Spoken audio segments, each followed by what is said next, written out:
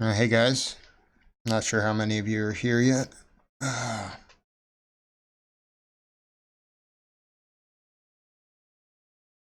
So my name's Tensor. Today we're going to be finishing the Actix uh, application by making a front end using Flutter.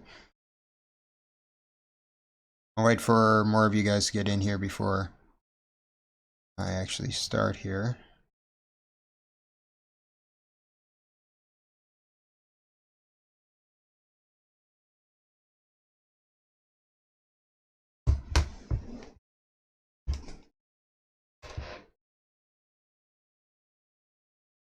So before we actually do any coding, I'm going to kind of explain what we've got here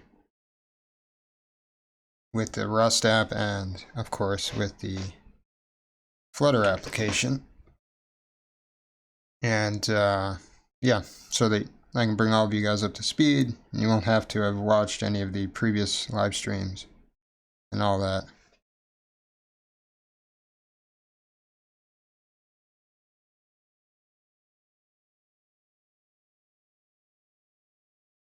Looks like we've got quite a few people filtering in.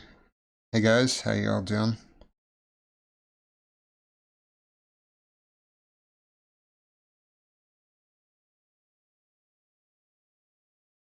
Alrighty, so let me kind of explain what's going on here with this Actix app. So this is our Actix backend. I've got it open here in the text editor. And this Actix backend, it has three main endpoints. We have a login endpoint, a send endpoint, and then this get WS endpoint. If we take a look at the model here, you can see we have a main structure, and this is what our database table actually looks like. So we just have the ID, the username, the body, and then a timestamp. And the basic concept here is that when a user goes to like the login route, or endpoint rather, and they do a post method on it, they need to put in a username, and that's it, and that logs them in.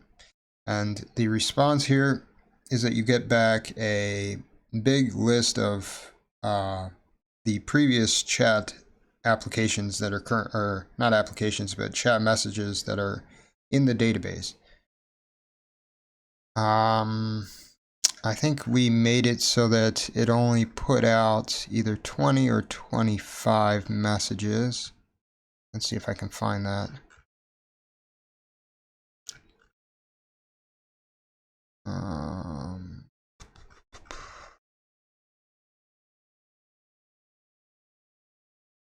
Let's see, I think it's in this session.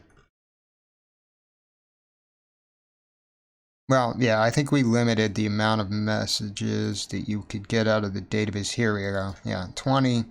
You get 20 messages from the database if there are more in the database. If there are less, obviously you just get all of the messages that are currently in the database. This is important because we're going to log a user in using Firebase and Firebase Authentication using the current Flutter application that I've already built, or at least the one that we already built in another live stream. And so you get these initial messages. We'll use this to basically populate our chat room. And then when the user is logged in, we can call to the get WebSocket handler using a get request. And this will give us a WebSocket, which will allow us to listen for requests in real time, or responses rather. So when a user hits the send endpoint with a message, and the message just contains their username and then the body of the message that they want to send in, it then gets streamed out through the WebSocket, and we can use the WebSocket to then update our chat application.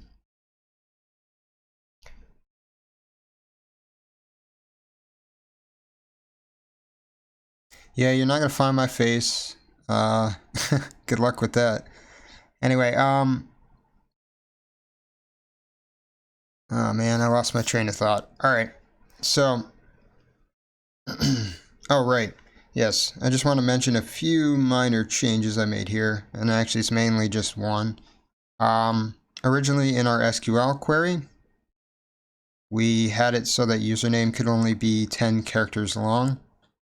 I figured that this could potentially cause some issues, so I decided to limit it to 25 characters rather than 10. So now we can have longer usernames, which is a good thing. I did consider just removing the limit entirely, but yeah, this should be sufficient for most usernames. All right, so now let's go over to the Dart application.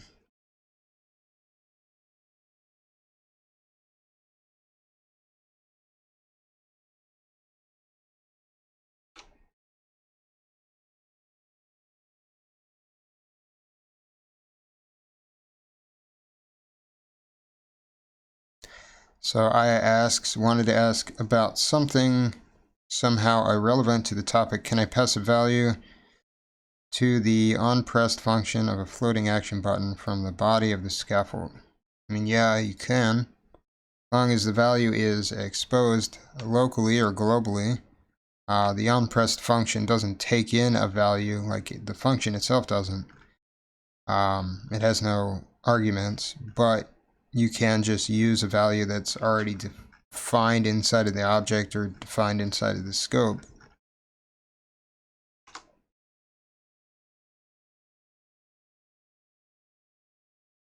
And there are also various other ways that you can kind of pipe data in, like you could use something like a future builder or like a stream builder to do that, to make it available to the function. We actually might have an example of that in this actual project today, but we'll see. I don't know. Depends on how we do things. Okay, so I'm going to kind of open this up and we'll kind of go over what our starting app is. Let me get the emulator up and running.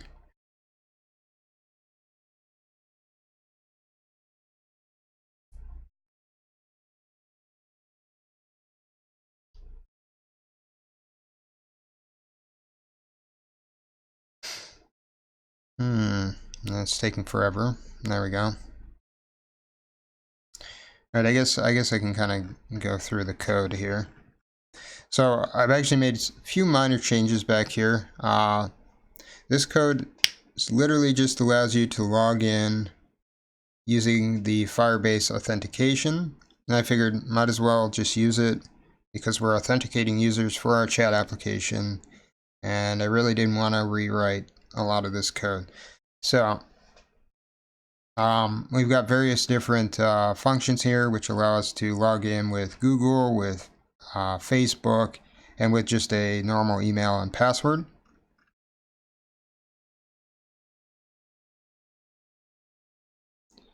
Let's see, is the emulator not working? Anyway, so yes, we can log in with Facebook, Google, and just by putting in an email and password, registering it, and then logging in.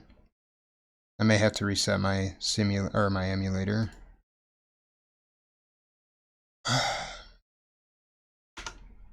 Let's try that again.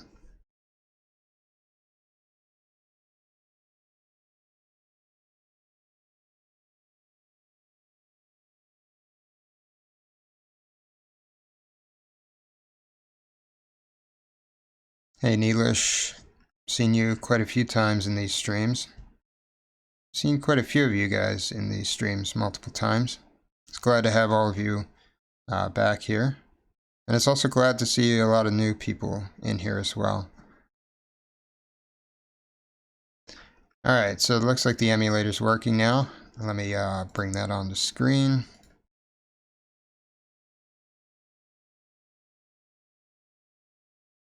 I had to do a cold boot, so it'll take a moment to actually open up to Android.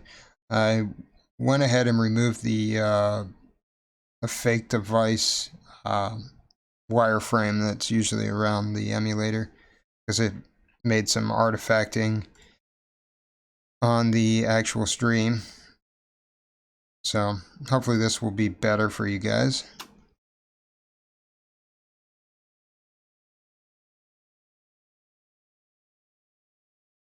I did make some minor changes to this code. I'll go over those once we get this running.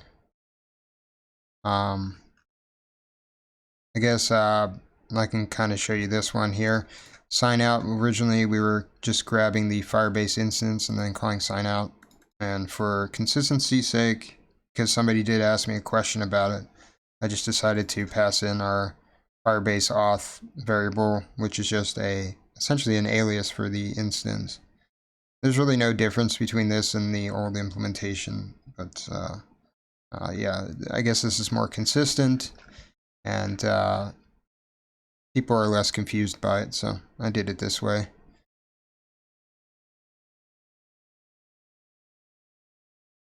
And the UI crashed. Well, that's fantastic.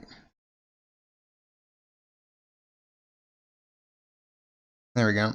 Now it seems to be working, and I accidentally closed it down.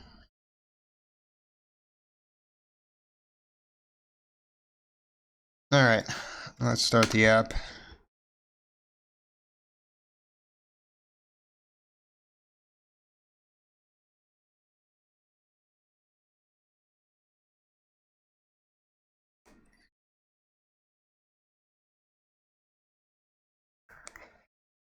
So how are you guys doing today? Anyone have any questions before I really get into the meat and potatoes of all this?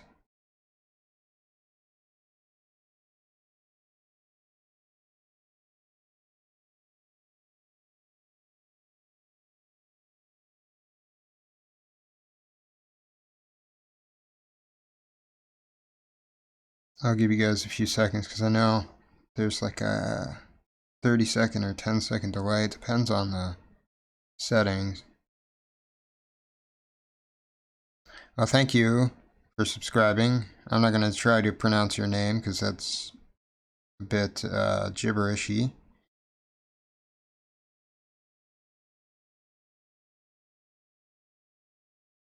Looks like you just like slammed your hand on the keyboard. I did consider using RxStart. We're not going to be using a lot of streams, I don't think, in this example, but I mean, it is a possibility. We could do something like that. If I wanted to implement like a block or just use like reactive programming, I could do something like that, but just not, it's not really something I want to do with this app because it's not really a complex app.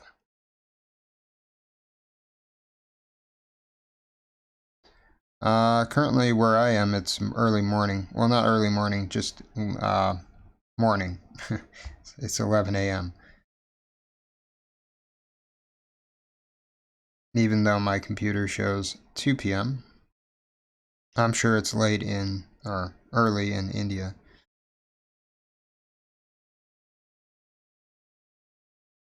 Yeah, at some point I could take a look at your charting package. Alright, so here's our application, finally. I did make some minor changes. As you can see, the buttons are a little bit longer than they were before. Let me get to the actual UI here. So, literally just stretch them out along the cross axis. I also added some colors just to make everything a little bit more aesthetic. It's really nothing big. Essentially, the concept here is user can register their account by clicking the register account button. Then they can type in an email and password and then create the account. And that will then put their account into our Firebase Authenticator, or our Firebase database rather. And then they can log in with that email and password.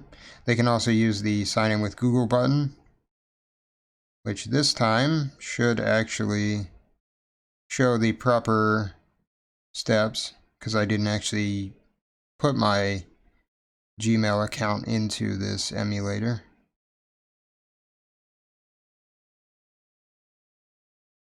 So when you click sign in with Google, if you don't have a account, they make you type one in. You put in your email and your password. I'm not going to do that right now because it would give away my password. And then you log in like you would with any other Google application. And the same with the Facebook thing. Oh yeah, by the way, this will throw an error if you go back. Don't worry about it. If you wanted to fix that, you could put like a try-catch block around it. Anyway, if you sign with Facebook, you have to have the Facebook app. I found this out later after we did the live stream. So you have to have the Facebook app installed, and you have to have an account, and then it will kind of do what the Google app does, where it uses an OAuth protocol to basically sign in using another app and then send a token back. Regardless, either way you sign in, you have your Firebase user, which is what we need to expose. So that's actually the first thing we're going to do here, is expose the Firebase user so that we can create usernames for each of our users when they log in. So over in this auth.dart file, we can expose it inside of the auth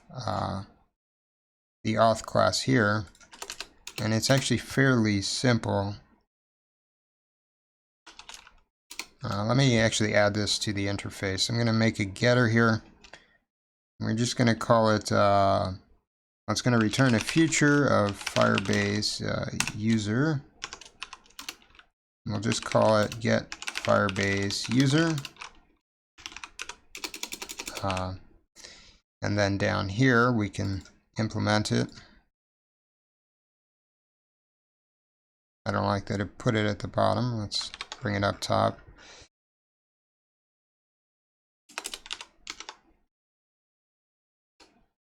And all we really have to do here is wait on Firebase Auth instance, and actually we don't even need to do that. I could just use our Firebase Auth variable and then just grab the current user, and yeah, that should do it. Of course, this needs to be asynchronous. And all this does is it pings this single function, gives us back a Firebase user, and that will allow us to get a username, a password, tokens. I think there's like a display name. You can also get like the email address, stuff like that. All right, so we then, I guess we want to create a model now for interfacing with our repository, or our backend rather. So let me create a model.dart file in here. And oh yeah, I forgot to mention, I also brought in a few dependencies here.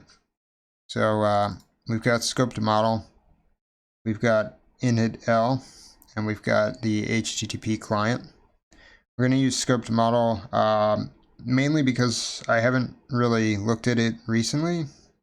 And after you guys were asking some questions in one of the last live streams, I kind of wrote it off, but I went to the actual GitHub repository, checked it out, and noticed that they had been actually updating it quite a lot. So last time I had looked at it before, it was as is software. That is, they just literally pulled the pattern out of Fuchsia and then presented it as is and basically said, yeah, you can use this, it's pretty good, but we're not going to really support it. But these days, they do support it, and they have been iterating on it and stuff like that. So I wanted to take a look at it again, give it another fair shake, and see what kind of features it has now. So then initl, we're going to need this mainly just to take the timestamps that we have from our Rust application and convert them into something that's readable. And that's really it. So we're not going to be implementing languages or anything like that. It might be something worth looking at later, but just for today, I don't think we'll have enough time for that. And then, of course, the HTTP client, we need to ping to our repository, or our backend rather, and this is a good way to do that. All right, so let's go back into model.dart and let's create the model here.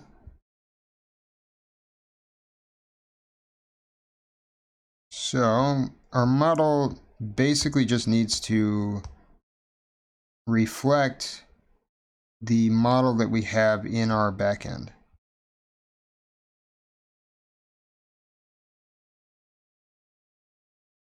So let me think for a moment. All right, so we have an ID, we have a body, we have a username, all that stuff. We just need to essentially recreate that. So class, let me just call this class, I guess model. Or no, let's call it message because that's what we're calling it in our backend. So our message will have a, I think our ID is a string ID. Then we'll have a string username, body, and then our timestamp like that.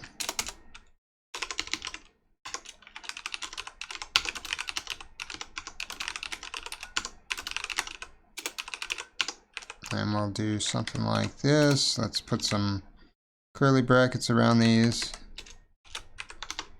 So we need the constructor and everything so that we can create this, but we're also going to need a from JSON and to JSON set of functions here too, because we want to be able to serialize this object to and from JSON to send it to our backend. So let's start with from JSON. So taking a map of string and dynamic, which we'll call our JSON, then we'll use initializer list. And our JSON is literally just JSON where we have ID, username, body, and then timestamp is just TS. So this dot username will equal JSON username like that. This dot, what do we have? Body equals JSON.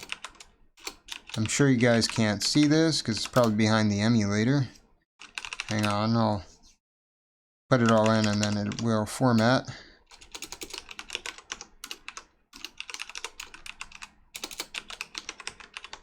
There we go.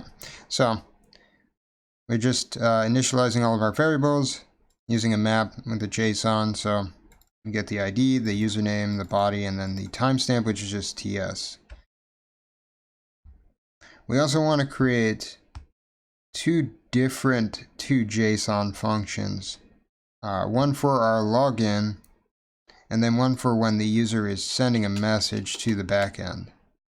Now the main reason why we want to make two of these is because we have two different JSON structures that we're using. So when we send, let me just put this in the comments here. When we log in, we send a piece of JSON that looks like this, where it's just like the username and then the username that's being passed in. And then when we want to send a message to the chat, we just add another key body to it. So it just makes sense to make a,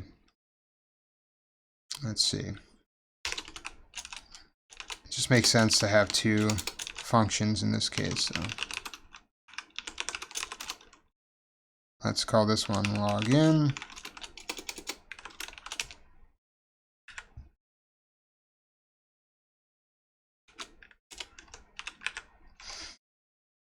And we're going to be returning a map. Username equals username. And for login, yeah, that's all we need, just the username. And then for the other one, which is, we'll call like send or something. We just want to return a map here as well. Username and body. And we'll let the backend handle like the timestamps and the IDs and all that stuff.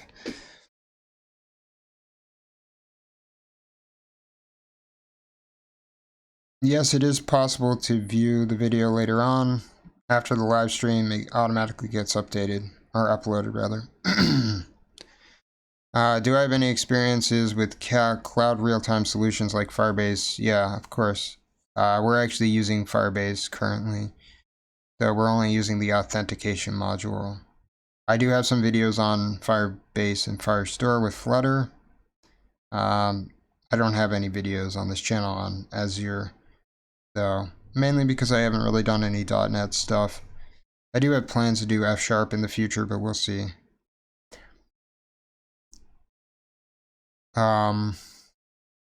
You're asking why we had a wait and a sync back there.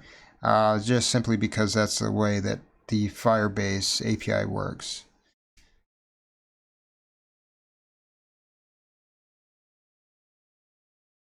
All right, so we've got our data structure here. We've got our from JSON and then our quote-unquote two JSON functions. We could have made these into one function, I guess, but yeah. And let's just leave them as they are. I guess what we also need to do, and hang on, I guess here, let me move this emulator out of the way for now. We'll bring it back when we need it. What we're also going to need to do is essentially take the thing that we implemented in our authentication to allow us to get the Firebase user. And we want to make it so that we can grab that and then pass it to our welcome page after the user logs in. So they log in. We pass it to the where is it? Oh yeah, the main page is above. It's right here. So it just says welcome, doesn't say the username. We want it to say the username. So for this, we can pass the authentication here to the home page, or actually, we want to pass it to the home page. Yeah, let's pass it to the home page. So say auth, and then just put auth in here, and that will allow us to access the auth object, which we can then use to get the username. So let's then add this here.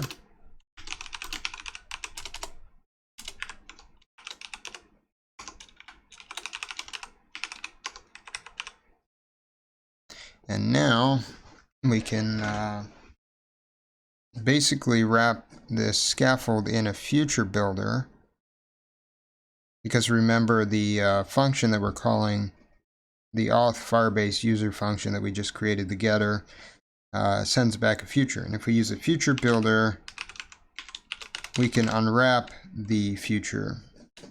So I'll put the future in here, just auth Firebase user.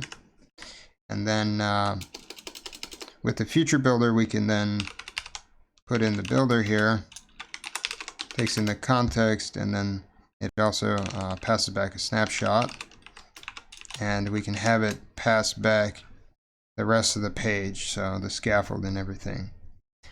And we probably need to put some types in here, so let me async snapshot, and this will be of type Firebase user. Oh, by the way, we've got there's a new feature in the Dart plugin that will automatically go and get the dependencies depending on what you're typing in. So it's kind of nice. Just auto imported the Firebase Auth module here. All right, so we are calling this getter, and then we're passing this through the snapshot. And then if we just want to get the username, we can then say let's set this up. Welcome, and this, yeah, $. And we want to pass in snapshot.data. And I guess we want display name. We also want to make sure this isn't null.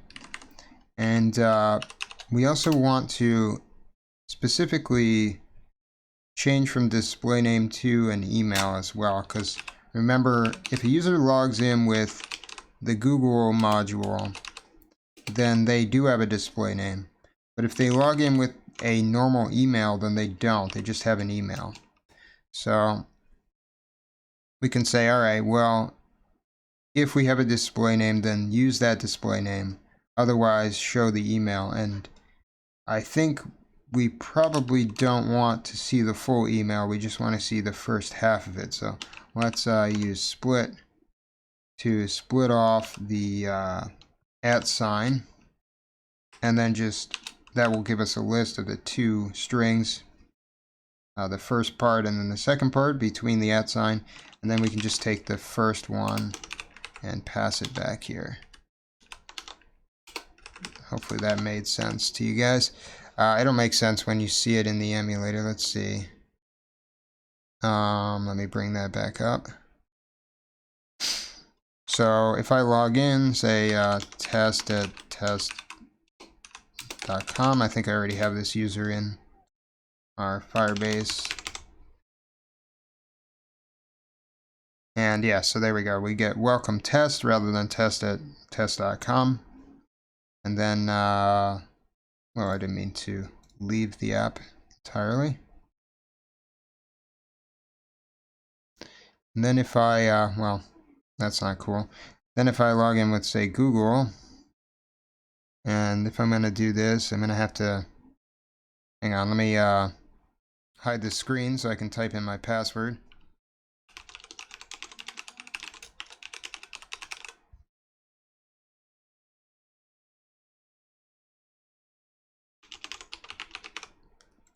Alrighty.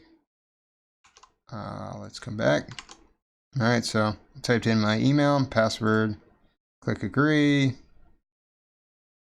Not that I really care if you guys steal this email, and I'm sure none of you would actually steal this email, but who knows. Anyway. Alright, so log in with it. It should just be called tensor programming, I think. Yeah, that didn't work. I have to check it again. Seems to be still running. And why is it not showing? Alright, well, let's reset it. Restart it.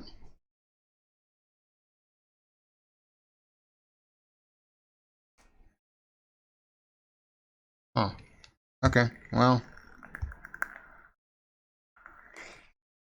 Let's see. Snapshot data, display name. And that should work. Do I not have a display name attached to this email or something?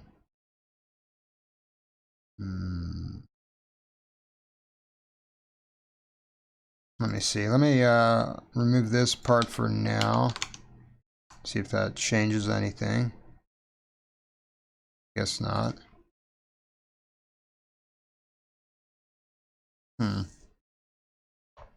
Are we getting back any kind of error here?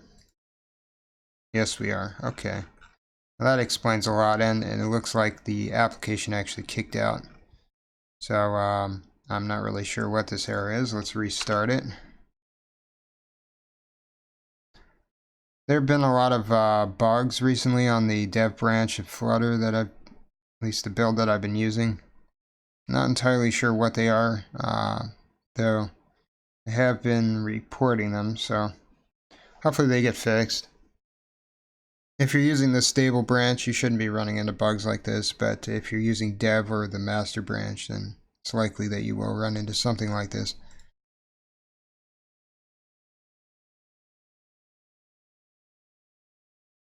Alright, so this should work. I'm suspecting that that bug had really nothing to do with our format here.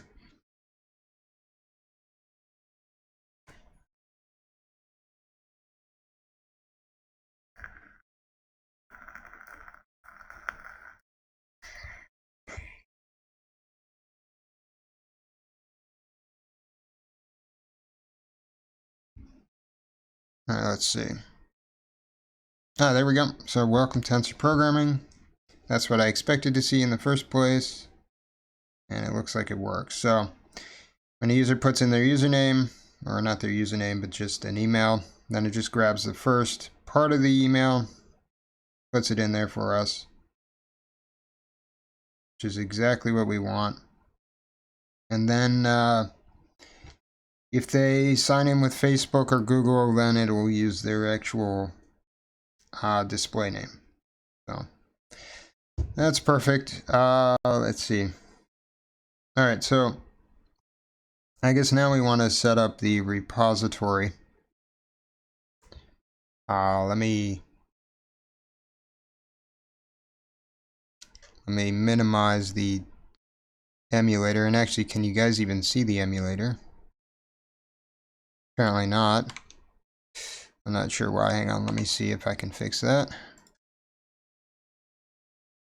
Oh, that was the wrong thing to do. Let's see.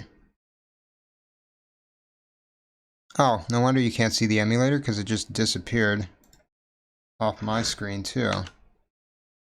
Well, that's very, very annoying.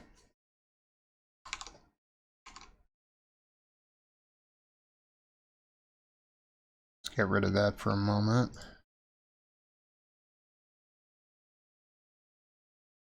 Reset the chat, maybe that'll help. Alright, so I'll let the emulator rebuild. Hopefully you guys saw the success before it crashed. I've also been having issues with AVD, but yeah, I won't get into those right now.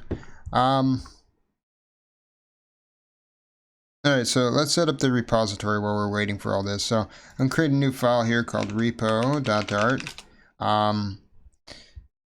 We're basically just want to build an interface, allow us to call the different endpoints of our API. It's actually fairly easy.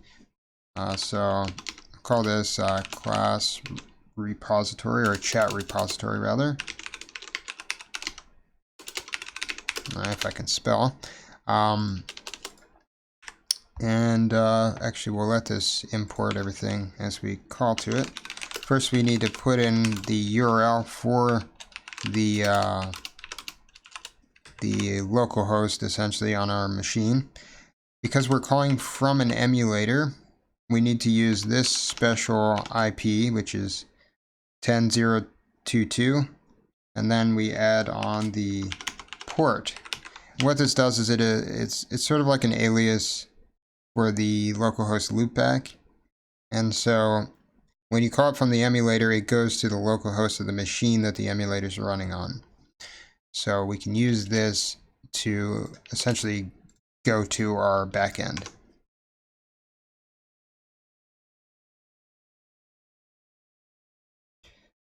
And of course, we're going to have to attach HTTP to the front of it, but that will depend on the route that we're calling. So let's not put that in there, because when we call to the WebSocket, we want to attach WS instead. So let's start with, this will be void because we don't really, and actually no. Let's start with the login, which will pass back a list of message type. And the message type, we need to import that from our model.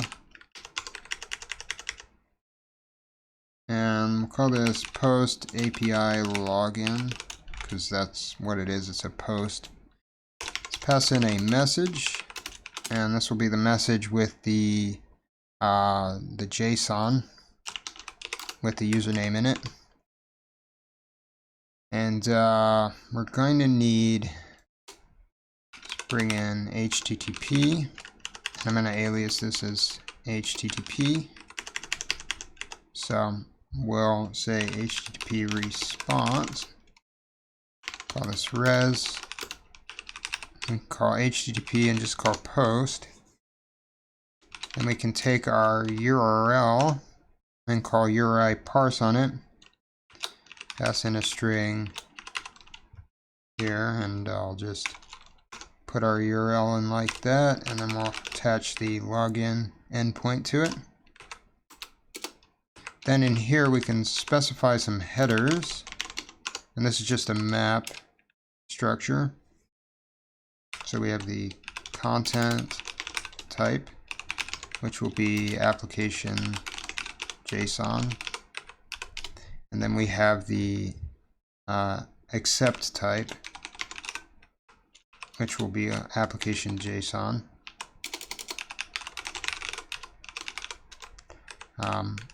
Main difference here is the content type is what we're sending, the accept type is what we're accepting. Then for the body of the actual request, we want to call JSON encode, which comes from the Dart convert library, which we'll bring in here. And inside of the JSON encode, we want to call to our message that we're passing in here, and then call to the login function that we created in our model. So that will serialize that specific message into the appropriate JSON and then make this response happen. So, and then the response will have a result. The result we need to break down, so this will give us back a list of JSON maps essentially. We use JSON decode to decode it, pass in res.body, and let's see. I'm outside of the function, that's why we're getting an error. So that gives us a bunch of basically maps, and then now we can say return j.map, map over all these maps, list of maps rather, each one being a message, and then we can just say message from JSON, pass in that message, and then we want to convert this to a list. And yeah, so that will then send back all of the data that we want to get from, or all of the list of messages, essentially, the initial list of messages that we want to get back from logging in.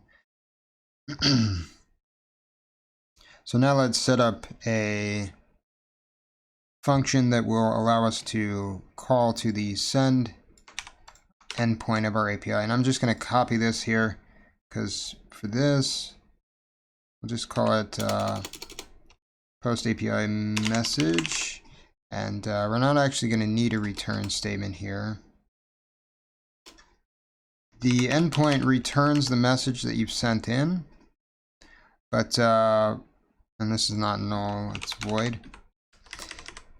But we don't really care about the return statement because we just sent in the message. Instead, we can use the WebSocket to get all of the messages that are being sent in real time. So we just make the post to send the message to the backend so that it can be put into the database. So in this case, rather than going to our URL login endpoint, we go to URL send. We send in the same headers, and then the difference here is that the body, rather than message login, it'll be message send. And let's make this a little bit more readable.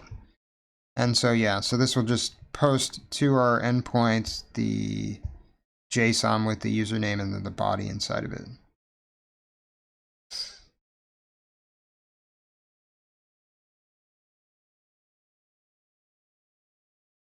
All right, let's see. Acos asks if I've switched to Dart 2.3. I think currently this is running Dart 2.2. But yeah, I like the new features that are being added to our application. Let's see. Actually, I'm using 2.1 in here. I could use the new features, but really, I don't really need the spread operator. And I don't specifically need the if-else in collection literals. I do like that they have the new set literal, and they're also adding like all the null aware operators for like null type safety. That's sort of like Kotlin, which is pretty cool. And I think they're talking about adding pattern matching, and which would be really cool. like with a match statement, like a real match statement instead of like a silly switch statement. And let's see, they want to add like extension functions. Again, like Kotlin. They're going to add like a data class too, again like Kotlin. Oh, these are great features in my opinion. And I think they were talking about adding even like type pattern matching, type dependent pattern matching. That seems like a stretch. I don't think that'll ever make it into the language, but we'll see. Might make things a bit complicated. All right, so we've got our two functions, one to call to the login, the other one to call to send. Now we need a function to essentially just get the WebSocket. So here we can just say future WebSockets, get WebSocket, and the WebSocket comes from Dart.io. So let's bring that in. I don't know why it's not importing it, but yeah, so bring that from Dart.io. And main reason why I'm not using a special WebSocket type is because, well, I'm a little lazy at the moment. And frankly, this WebSocket type should do exactly what we need it to do. Also, I've heard that Actix has some issues interfacing with some of the other WebSocket libraries. So I don't want to deal with that, with potentially not being able to finish the app. So, all right, let's get the WebSocket. All we need to do is just say await WebSockets.connect. Then we pass in the URL here, which is just WS, and then our URL variable, and then the endpoint is just get WS, like that. Then we can just return this. It'll complain, maybe? No, okay. I was going to say it'll complain because it's asking me to close the thing, but we can close it in some other part of the application. Because the WebSocket is essentially just a stream inside of Dart. It's a stream with a few added pieces on top of it. Well, it's a stream sync. It's more like a stream controller. Or, yeah, stream controller than anything.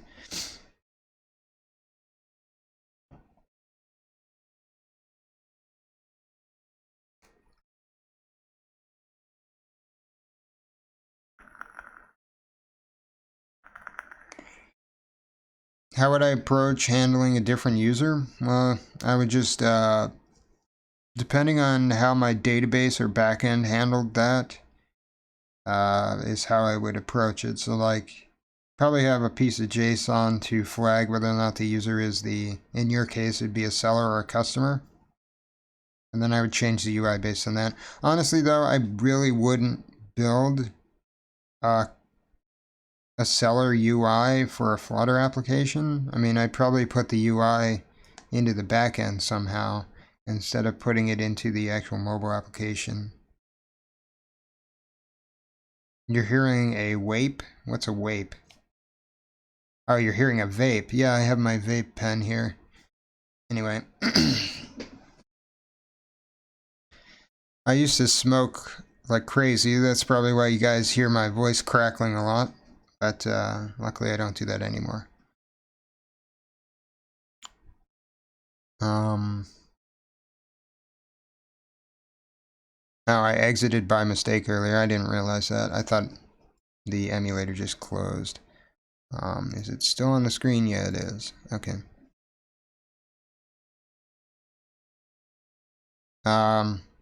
So Piyush, is that your name? You asked what we were making today. So essentially, I'm expanding upon a already built application. A vape pen makes a pretty distinct noise. Anyway, I'm expanding upon a already built application. Essentially, this is just a authentication module, or was before. And we're connecting this to a Rust backend that we built in another live stream. And it's essentially just a chat application, so you don't have to worry about the backend. if you go to the earlier part of the stream, I explain how it works. Anyway, basically we have our login and our send endpoints, and then we have a WebSocket. And yeah, you'll see as we keep building this thing. And speaking of which, I need to start the actual Rust endpoint. So let me go to the terminal emulator and do that. So I'm just going to run cargo run. Oh, by the way, I also cleared out the database, so we shouldn't get any messages when we run any of the endpoints here. So it shouldn't have anything inside of it, at least yet. Alright, and I'll let that run in the background. And it actually didn't need to do anything. It built immediately, which is nice. And alright, so I guess let's move on to adding this part to our front end. So in here, in the welcome page, I want to add a button, and this button will essentially just well, the idea here is just to make it so that we click the button, then it sends the user to the chat screen. So presumably this application could have more than just like a chat application built into it, because we're authenticating users. Maybe there's like a blog and some other stuff, so maybe we'd have like multiple buttons that could send you to different parts of the app. But for now, of course, it's just a chat application, but it's easier to make it so that the user logs in, they get the welcome page, then they click a button, then they go to the chat app, rather than just logging in and going straight to the chat app. So, well, it's not really that much easier. It's about the same amount of work. But since we've already got this widget, I might as well expand, at least keep it and use it. So what we'll do is we'll wrap this text here inside of a column so that we can put our button in here as well. And let me wrap this in a list. And let's see.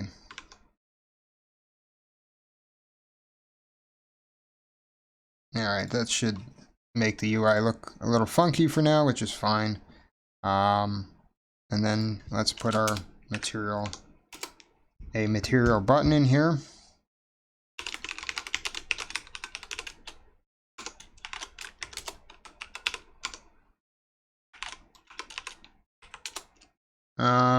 And for the material button, let's just have like a text that says like start chatting or something. If I can spell. And let's put the unpressed down here. Let's just see what that looks like. Alright, so that's pretty ugly. Let's give it some color.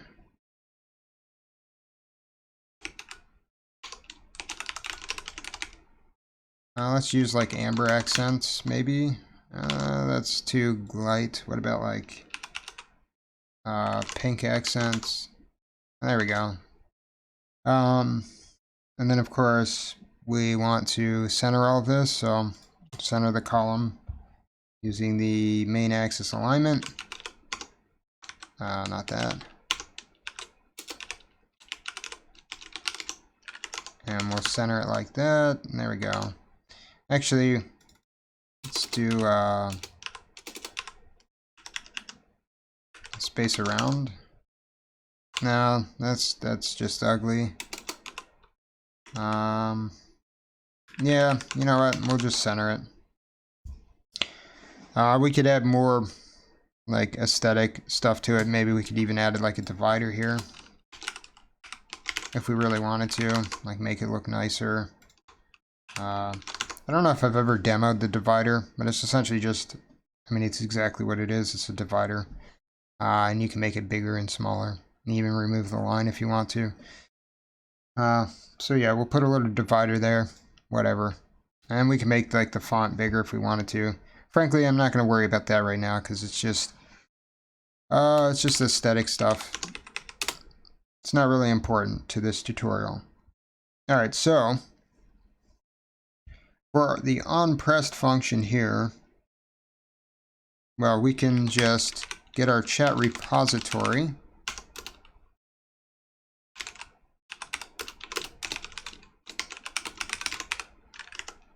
And there we go. Finally, we got the auto import working. So that's coming from the repo.dart file that we just created.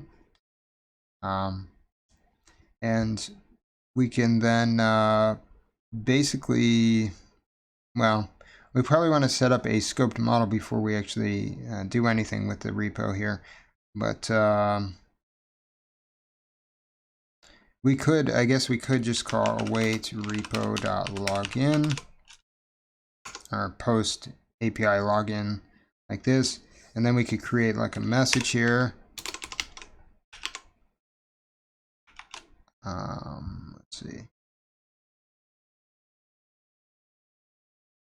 Yes, we could create a message here and then just pass in the username, which would just be literally this string up here. So let's just grab this. So we want the user to log in with our formatted username. And let me actually import our model. So let's do that real quick.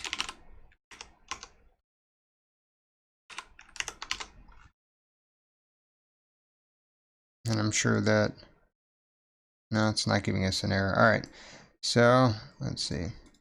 Just need our semicolon, put some commas in here. All right, so we pass back the username, and then that will log the user in. Though, honestly, I think I want to abstract this back to a scoped model. So let's do that. So this would lock a user in, or log a user in rather, and we could then, I guess if we wanted to, we could create a chat page. So let's do that just to show you how that would work. So let's make this a stateless widget. And then we would just have the build function here. And let's just put a container in it right now. And this should be extends. And then, so after we call post API login to log the user in, we're not dealing with the messages right now because we want to put that in our model. But we would then do something like navigator of context. And we basically want to move from this page to their new page. So, and actually we don't need of, we just need navigator push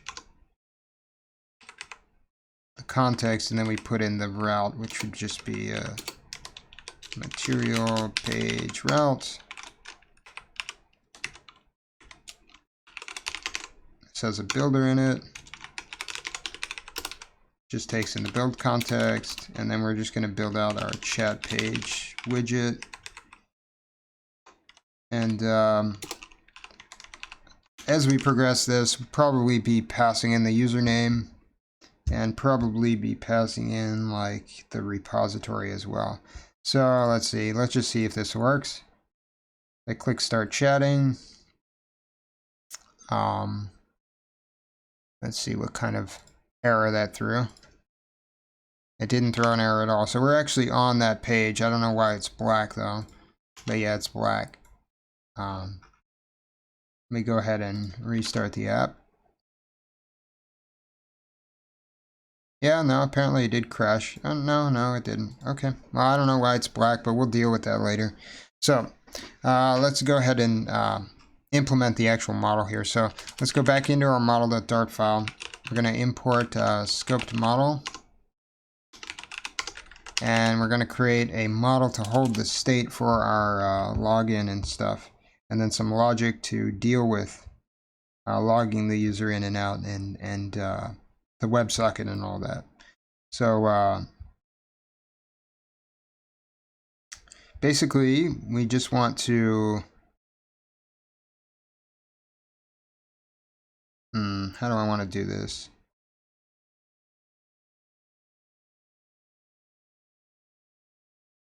All right, so I guess we'll create a class called message model. Have it extend model, which will be the scoped model. And I don't know why I keep writing extend instead of extends. And in here, we'll maintain a list of message type, which we'll call messages. This will be all the messages in our chat.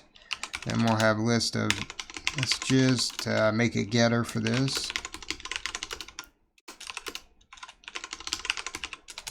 The idea here is that scoped model will notify when this piece of state changes. So when we get new messages, when the messages list updates, then it will update our application depending on where we put this stuff.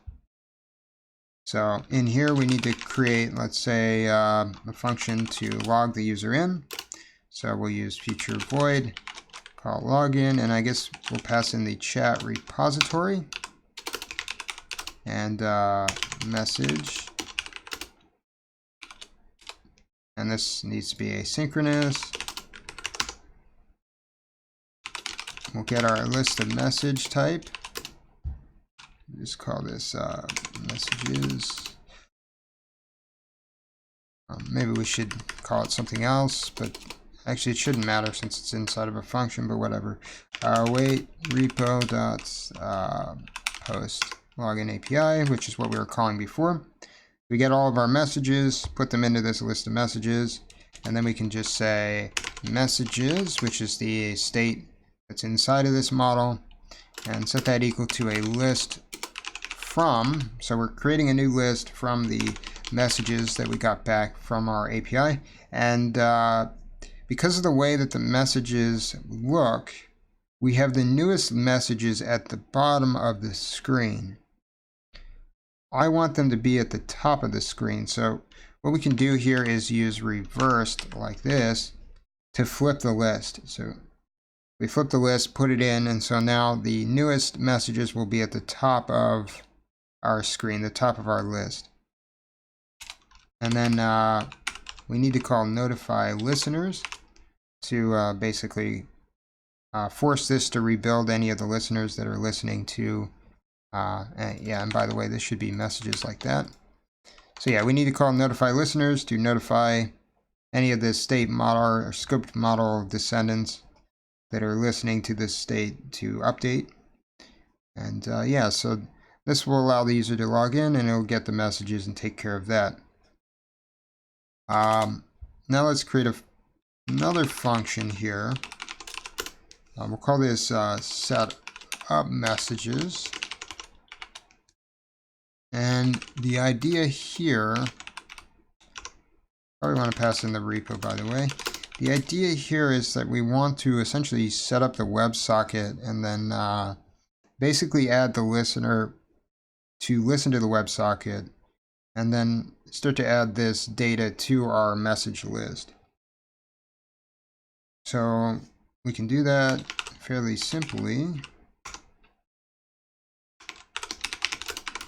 WebSocket essentially is a giant stream, so we can say WebSocket equals await repo dot get WebSocket, or giant stream controller rather.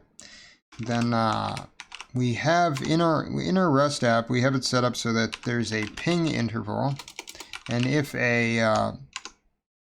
we don't ping the WebSocket within, I think it's 10 seconds, then it will automatically time the user out. So we can set up the WebSocket's ping interval to be 5 seconds, so it will constantly stay open. Then we can say WebSocket, like any other stream, just WebSocket listen, to listen on it. This gives us back the data events that are coming through the WebSocket. We put a little callback in here, which takes the data, and then we can do stuff with it.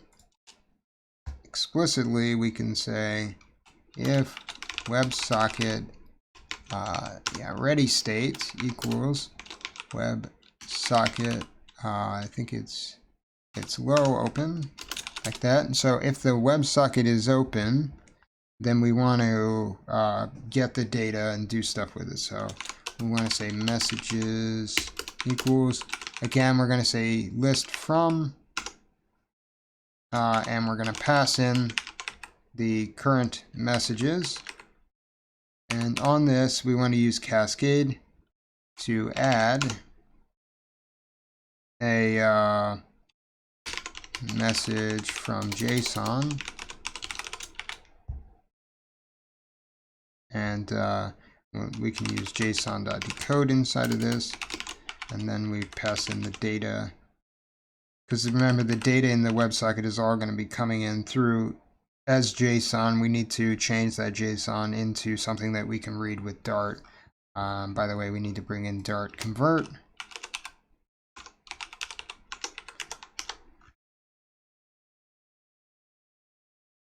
All right, so that should be all right. Then we can call our notify listeners function.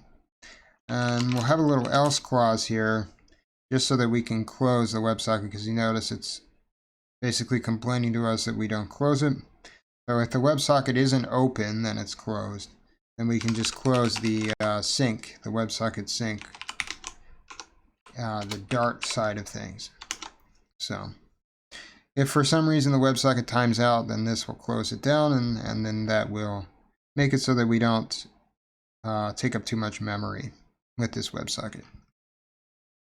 So now let's go back to main, and what we can do is replace this with our model. And actually, to set up our model, we need to go to the very top here and inject it into our application. So we can do that with scoped model. Let's import it.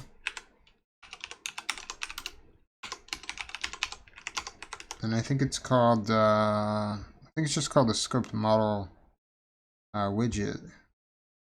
So let's wrap our provider here in a new widget, which we'll call scoped model.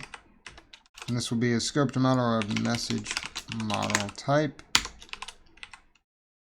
And that should be scoped model, not scope model. And for this one, we just need to put in the model. It'll be a message model, like that. And now we can access the scoped model anywhere inside of our application. Below this on the widget tree, that is. Let's see.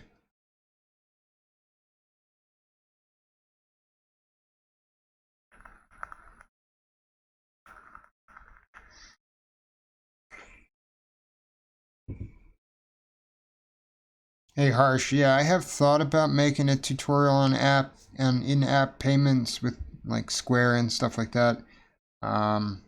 It's a little bit of a sensitive subject because you have to deal with payment gateways and credit cards and stuff like that. But yeah, it's definitely something that I will do in the future. I don't know. Definitely won't be doing it in a live stream because that's just asking for trouble, but it's certainly something that has been on my to-do list for a long time. All right. You guys can keep asking questions. Don't worry about me just doing my thing here. It's not going to bother me if you guys are asking questions too.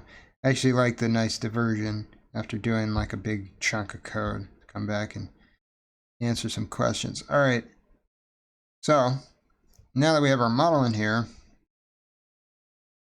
let's see. We can get the model inside of this onPressed function. And we can do it in a similar way that we would with any other provider. So we just use a message model like this. And then we can just use scoped model of, and I don't know why I keep calling it scope model. Put in the context, and then this will give us back our model. So, because this is below the scoped model widget on the widget tree, we can access it just using this of method. And then instead of calling await repo, we can call await model and then log in. And login takes in the repository and then the message that we want to log in with. And so now, instead of just passing back a message, not dealing with the messages, this will go ahead and get the initial messages and populate our model with them, while also logging the user in. And then below it, we can call model.setupMessages and pass in the repository to connect to the WebSocket and start the listeners and all that stuff. Then down here for our chat page, let's go ahead and pass in a username. And again, we're going to use this line here. I know it'd probably be better to just store this in like some kind of variable, but you know what? Too lazy to do that. And then we also want to pass in the repository so we can access that inside of our chat page.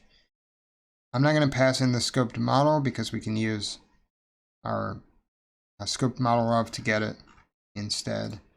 So down here in the chat page, let's add our arguments, the username, and then the chat repository. And then add them to the constructor.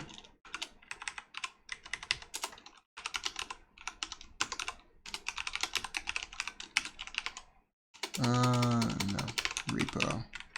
I don't know why I was calling it this chat page. Let's see. So if I know why this was a black screen, because we're pushing from a page that has its own scaffolding. This has its own scaffolding to a page that doesn't have a scaffold. So yeah, that would do it. So instead of returning a container, we need to return a scaffold. And add an app bar here. Let's just call this like chat, I guess, our chat page.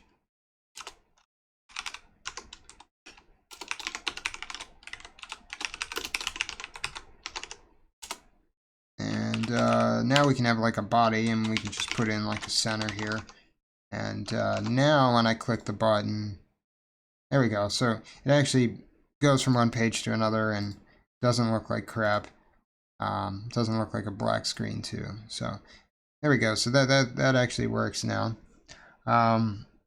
So what do we want on this chat page? Well, we want to have like some kind of list view, obviously. In the list view, we want it to display all of our messages. And then we also need to have some kind of like text form field so that the user can submit messages. So while we're up here, let's create a text editing controller. And even though we're in a stateful widget, this should still work.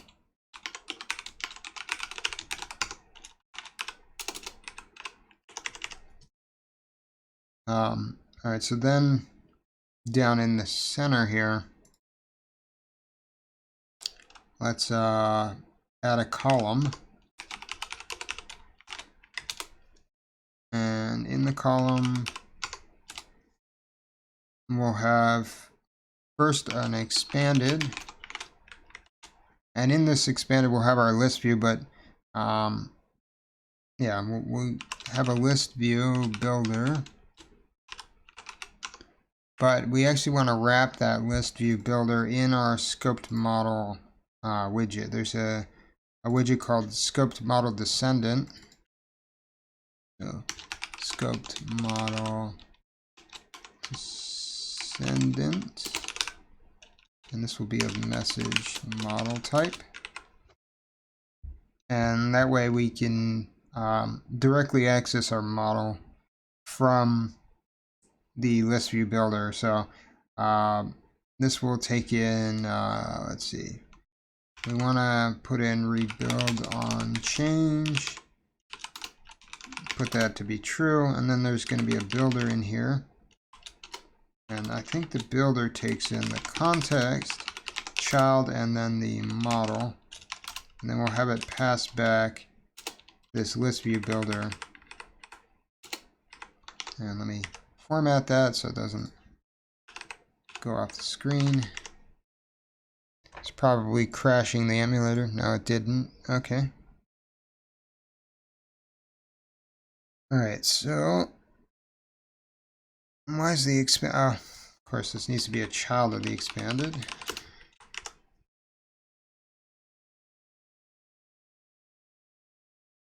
Alrighty, so then so this returns the list view builder. The list view builder can have an item count. We'll make the item count model.messages.length so that it knows how many messages are in here. And then we'll have a builder inside of this too, which takes in the context and then the index. And then we'll just return a list tile. So each of our text messages will be inside of a list tile. And we can then have let's start with the leading. Leading field will be a text widget. We can just put the username in here. So model.messages.username. And I don't know why I put username there. We need to use the index to get this specific username. And then username like that. Then we'll have the title, which is essentially the middle of the list tile. Again, another text widget. This time we'll have model.messages index.body. And then we finally want to have the timestamp, which for now is going to be unreadable, but later we can make it so that it is parsed using initl, and we'll do that in a moment here. So text, and we'll just say, actually I'll just copy this here, put in timestamp like that. Alright, so there's actually nothing in here right now, and main reason for that is because there's nothing in the database. If we go to Postman, let me transition over here. Let's first open up the WebSocket. So localhost 8080 get WS, open that up. And then with Postman, I'm going to go call localhost 8080 and I guess send. Make this be a post. And we want to put in a raw JSON.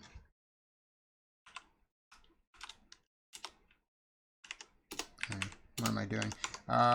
Username. Let's call this user, I guess, test. Or no, let's call him, I don't know, user. And then put in a body here. And just have it say hi there. Like that. Send it. And let's see. So, should have showed up in the WebSocket, but it didn't. Let's see.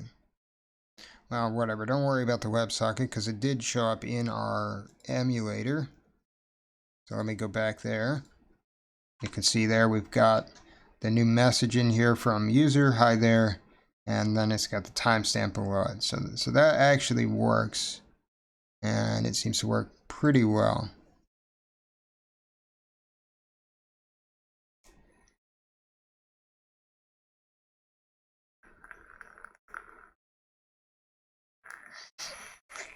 All right, so Robert says that when I write final variables, you can use control plus dot, and it will generate the constructor, which will give you the key property. Really? That's interesting. I'll give that a shot here in a moment, and then Akos asks, hopefully I said your name right, by the way. More like a back-end question, but how would you go about scaling this horizontally? So with the way that we've currently written the backend, if we wanted to scale this, we would essentially just spawn more actors using Actix. You know, you really wouldn't need to have more than one WebSocket port, because you're essentially, the user comes in, they send in the response, and then in the backend, they get their own WebSocket connection to the server, and that WebSocket connection is directly managed by its own actor inside of the Actix backend. So even if you had like 100 users or 1,000 users, or you know, however many, you would have multiple different actors dealing with each of the users. So it would scale pretty well. I think personally, if I was going to build something like this, I'd probably build it with Elixir, just because I know it's a little bit more battle tested. But it's essentially the same concept, because Elixir is also actor model too. So it would just do it automatically. There's really nothing special that we'd have to add to it. Anyway, so let's now that we have the actual list showing, let's add the form here so that we can then send messages back to the other clients that are connected to the backend. So, and this is pretty easy here. We just come down here below the expanded and add a text form field like this. And then it's connected to our controller. And then I guess we can have some decoration here.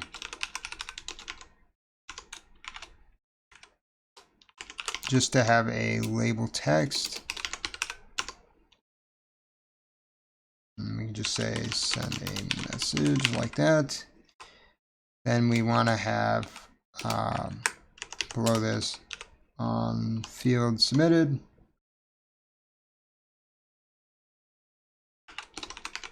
This takes in a string, which will be the body. And what we could do is just create a message. And in the message, username, like that, and then body.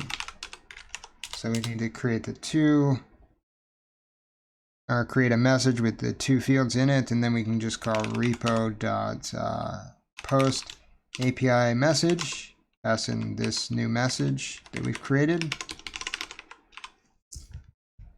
And then I guess because we want to clear the text box, we just call controller clear.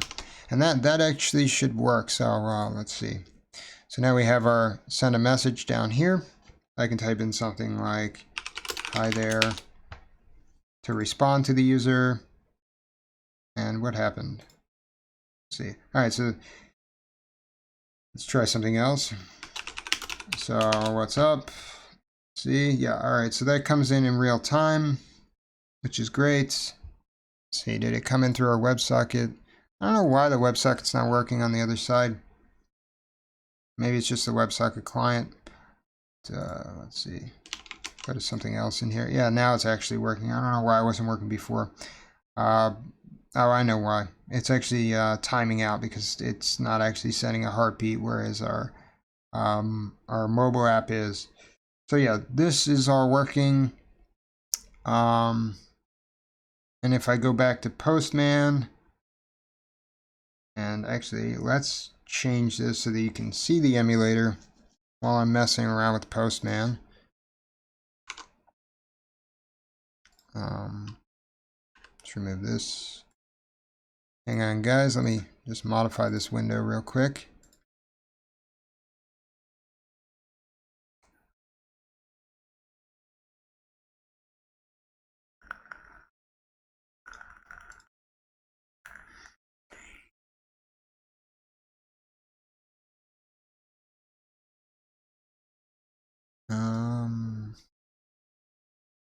You can just copy this, right?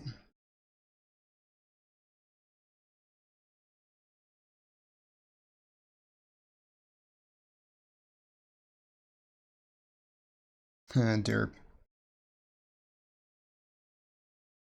Why is my emulator not on the front?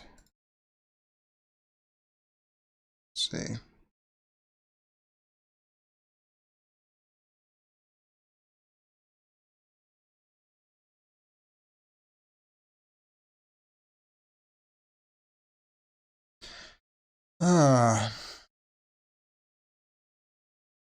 Sometimes OBS can be a real pain in the butt.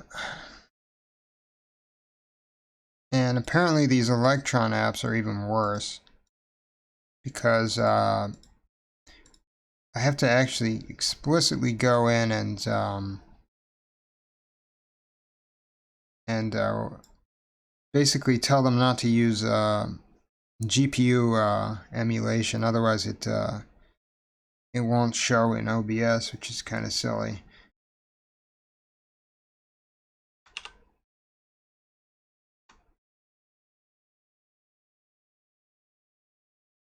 Why am I not seeing the emulator in here? This is just making absolutely no sense.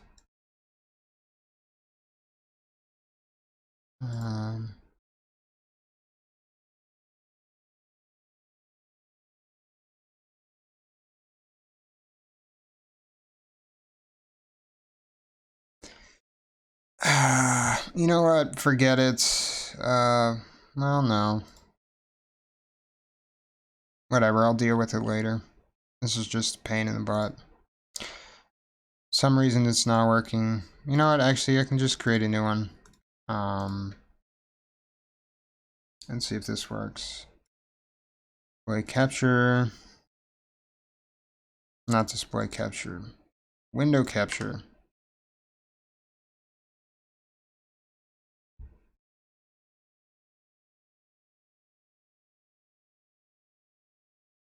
There we go.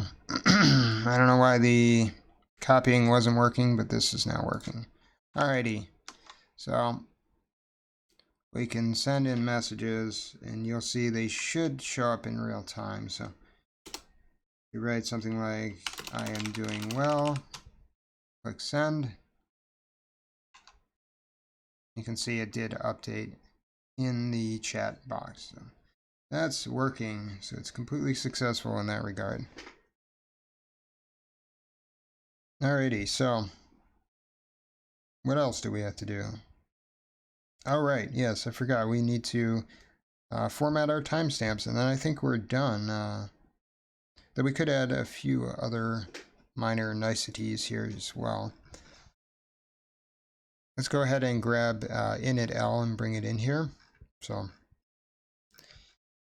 you know, frankly, if you're going to build an app, don't be lazy like me and just put the entire UI in one file like this. You should split it up into multiple files. I'm just being lazy because this is a live stream, but yeah, it's not really a good practice to, good habit to get into. Okay, so let's see. Am I still showing you Postman? Yeah, I am. All right. Let's see. Chat is working. Good. All right, so now that we have Intl, and actually before we do this, let's take some questions if there are any.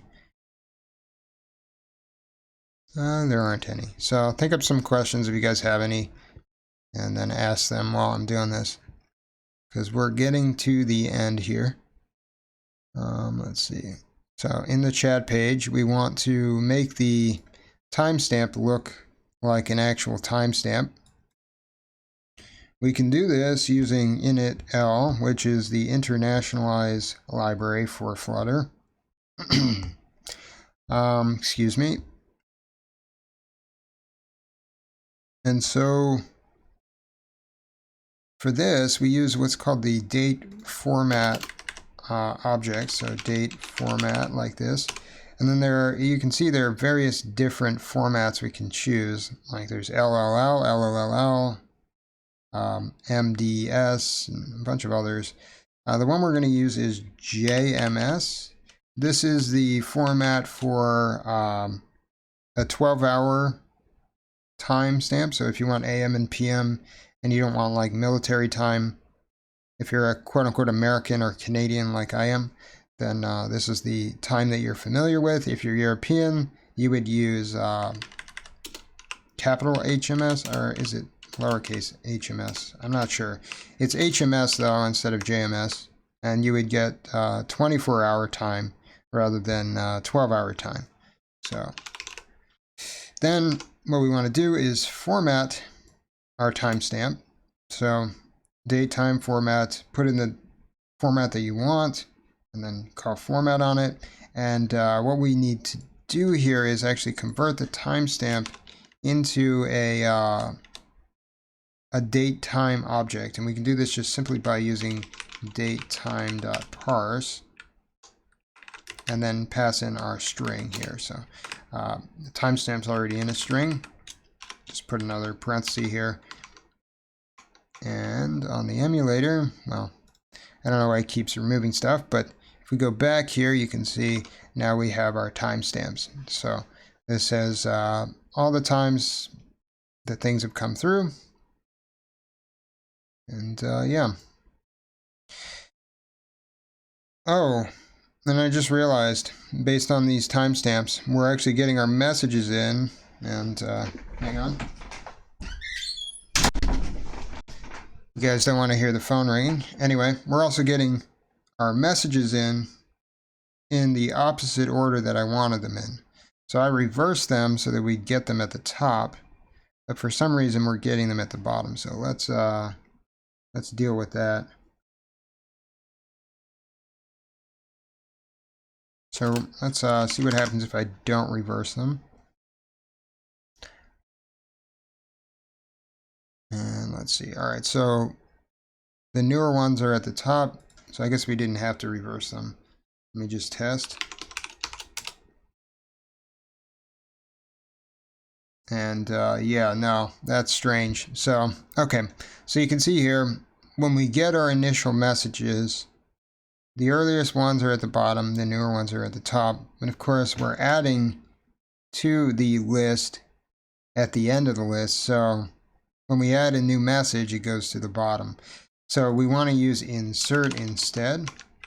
And we want to insert at index 0. And now this will allow us to essentially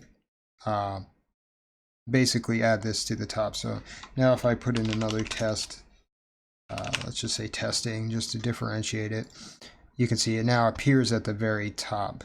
The same will go for messages that are coming in from the WebSocket and all of that stuff. All right, so that's much better in this case. All right, so what else do we want to do?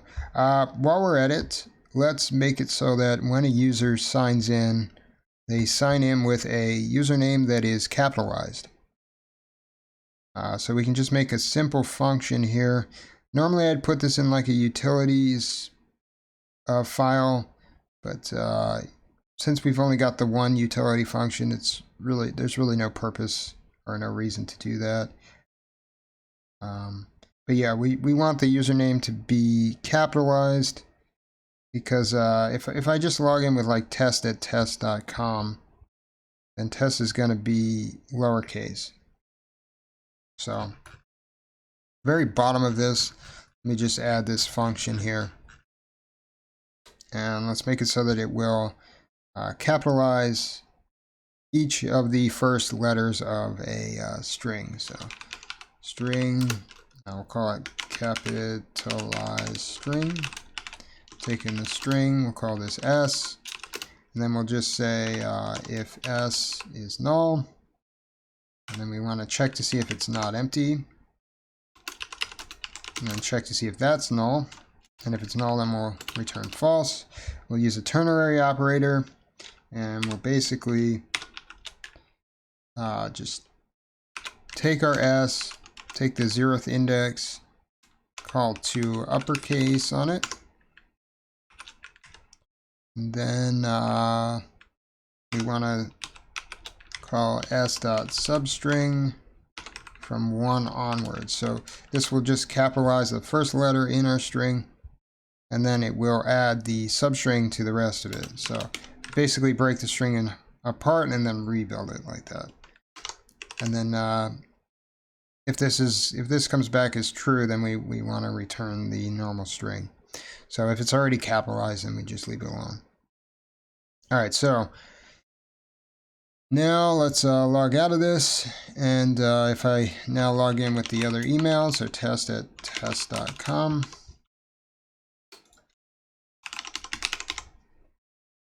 Let's see. All right, so yes, it gives us the lowercase test, but if we come up here to the top where we're modifying our usernames, or rather where we're displaying our username, and we just wrap it in this new function that we have. Let's just call it, wrap it like this.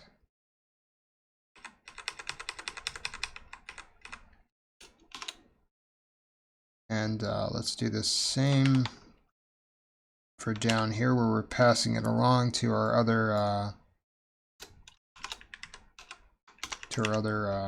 class. And yeah, it should say test with a capital T, but apparently it's not working. Let's see. Seems to want to work. Let's reset it real quick and see if there's something else going on. I may have to put it inside of the string interpolation. We'll see.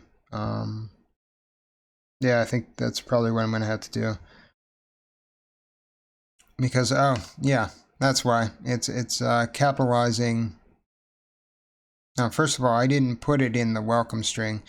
I just put it in this message here. So, all right, so let's put it in like this. And then that should work. I think this is frozen. There we go. Let's see if this works.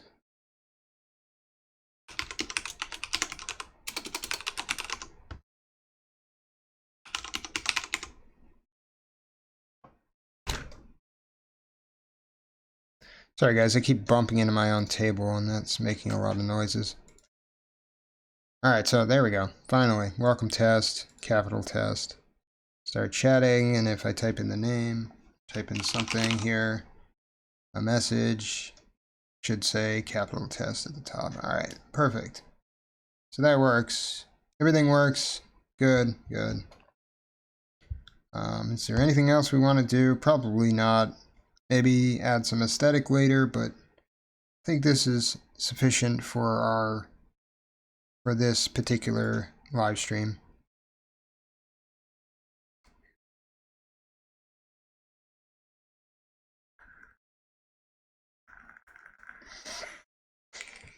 Yes, Akos, you're right. Most chats do have the newest message at the bottom. I'm putting it at the top because I want to make it so that the chat app automatically scrolls upwards. Now granted, we could just reverse the list view and then it would automatically scroll downwards. Or we could just use the controller to force it to scroll downwards every single time a message comes in. But I don't feel like dealing with that right now. So the easiest solution is, or the laziest solution rather, is to just say, all right, let's have everything just scroll upwards as we're adding messages.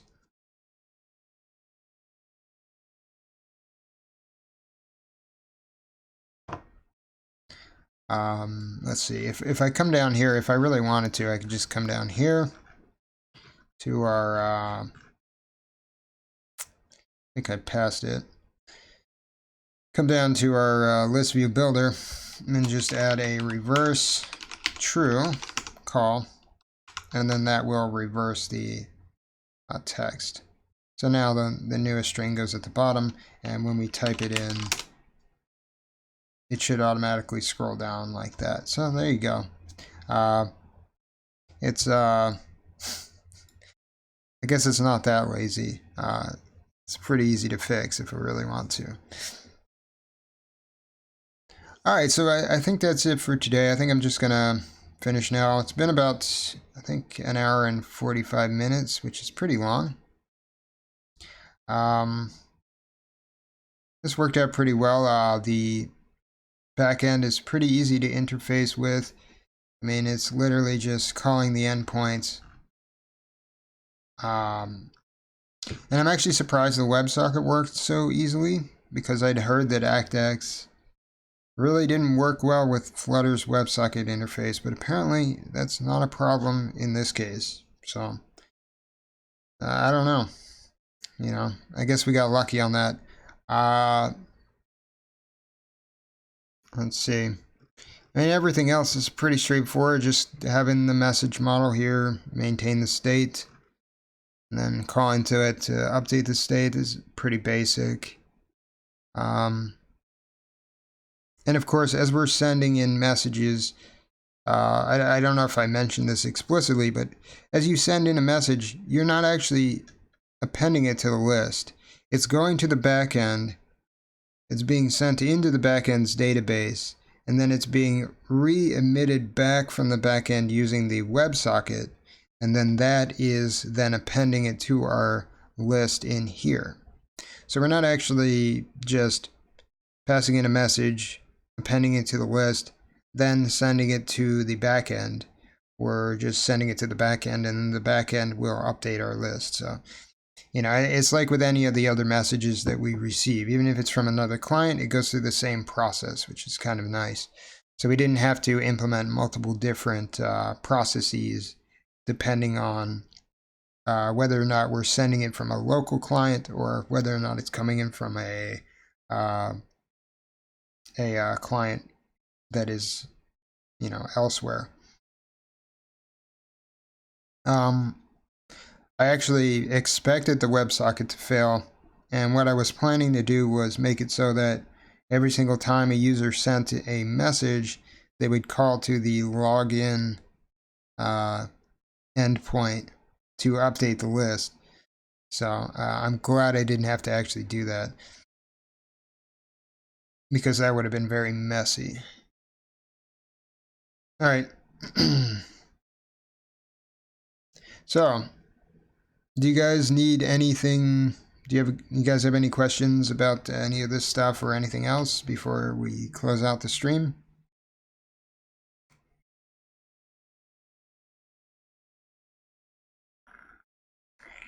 John says that he learned a lot. Well, thank you, John. I'm glad you liked the stream. And to everybody else who enjoyed this stream, thank you for coming to check it out. I appreciate having you guys all here. Akos, same. Thanks for having you out here. Yeah, everyone else in the chat who's not talking, which is fine. I got another John here giving a thumbs up. I'll give you a thumbs up back. Of course, you can't see me because I don't have a webcam. All right, let me. I'm going to close out the back end. Just so you guys know, when the back end is closed, if you do try to connect, it's just not going to work. Obviously, it's not even going to go to the next page in the in your user interface because it can't make the connection. And since we're using the awaits, let me find that on pressed. Yeah, since we're using await up here on model login, since I can't log in, it never really comes back with the future, so it doesn't move forward in the page, which is kind of nice. I guess it's sort of like a built-in error handling. You don't have to deal with the errors explicitly. You can just say, all right, well, can't connect to the internet, then you can't chat.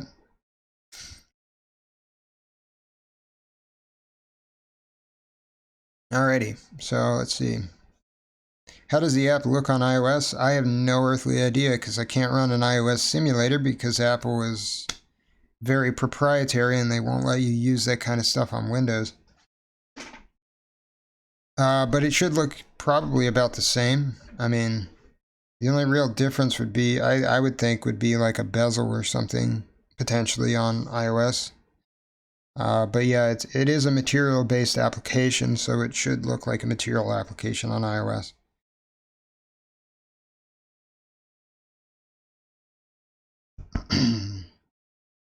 Anyway, thanks guys. Thanks for coming out. I'm going to close out the stream now. It's about 4 o'clock, or rather about 1 o'clock here, which is a good time to close out. There is an iOS toggle. I'm not sure if it would toggle inside of Android, would it?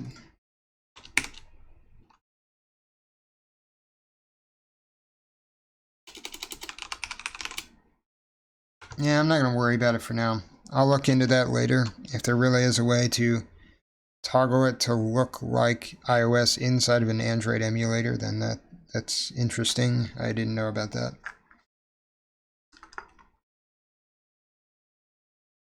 Anyway, guys, have a good night, have a good morning, have a good afternoon, whatever time you're at.